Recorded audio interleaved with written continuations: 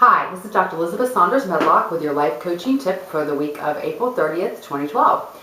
This week I'm going to be talking about getting organized. A lot of people tell me they have tons of things to do and not enough time in the world to do them. So today I'm going to talk about a few strategies that you can use to get yourself organized and to maximize the use of your time and to tie up all those loose ends and tasks and things that you've been putting aside and avoiding that are getting on your nerves.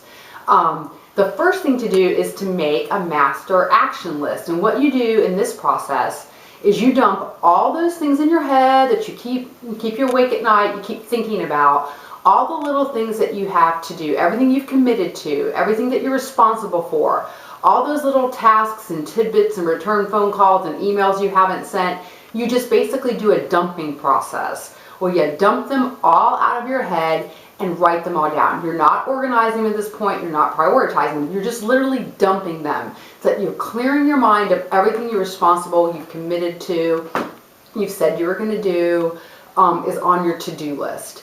Then once you get it all dumped out, you begin to see categories, and I want you to stick them into categories. They don't have to be very specific categories, make broad categories. For example, emails to return or send, phone calls to return or make, bills and finances to take care of. So they can be broad categories, and you'll see that they'll kind of naturally, work tasks might be one of them. Projects around the house or home projects could be one of them. You're going to see that they're going to naturally form into these categories. So place them in the categories. And the next step you need to do is look at the list within the categories. So look at your subcategories of your master list. And then within those categories, then you can start to prioritize them. So what should bubble up to the top of your list are things that are time sensitive, things that are giving you the most bang for your buck, which means you're going to get the most kind of good back out of them, and things that if you don't get them done, a major crisis will occur or someone will yell at you, stuff like that. So if it's going to be a big negative consequence, or if you're going to get a big bang for your buck or a big payoff, or if it's something that's hugely time sensitive, those things need to float to the top. So begin to prioritize and then set a timeline.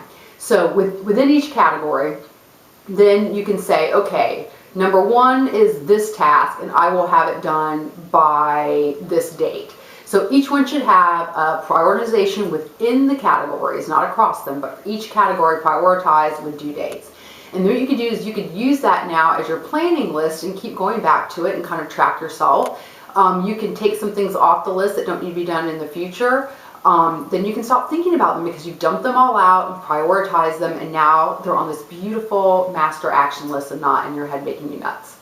The second thing that you can do is also do something which is called backward scheduling. This is what you can do for your daily tasks. Some people wake up in the morning and they're like, oh my God, I have so much to do. Oh, I have 10 million things to do today.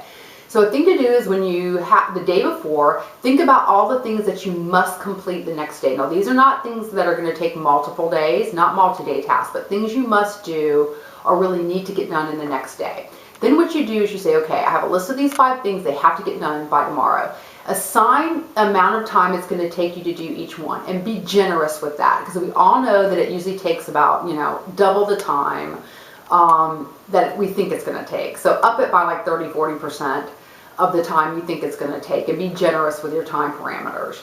Then total up the amount of time it's going to take to do all your tasks, and look at that in comparison with how much time you have on that day to do those tasks. What you're going to find is you probably don't have enough time to do all of them, but now you're in control and you can say, okay, I have 5 hours of tasks, 3 hours in the day. Which ones need to drop off the list and go to the next day? You don't feel overwhelmed. You feel like I'm controlling the process.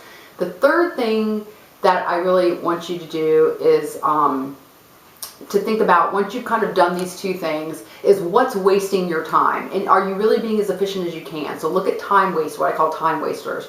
So start paying attention to those things like watching YouTube videos. I know some of you, including me, who goes TED crazy and an hour later still watching TED videos when I need to be doing 10 other things, or YouTube videos, or whatever things that you're doing. Identify everything that you think is a time waster. A lot of people have these things and they don't even realize they're doing it. But start to identify and monitor and kind of track how much time you're doing things that you really don't need to be doing, time wasters. And then get rid of those or minimize them, get control of them. Another big time waster for people, I find, people that work in offices, is they spend a lot of time chit-chatting, getting questions, receiving questions, I've always told people I work with, shut your darn door for at least an hour a day, put a do not disturb sign up, and get all the stuff you need to do. It's amazing the power of just shutting your door for an hour a day, because you don't get interruptions. As a lot of those times, those interruptions become huge time wasters.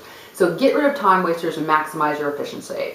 3 things: master action list, backward scheduling, get rid of time wasters, and you'll be more organized. I hope you've enjoyed this tip of the week, and hope you come back next week for next week's tip. Have a great week.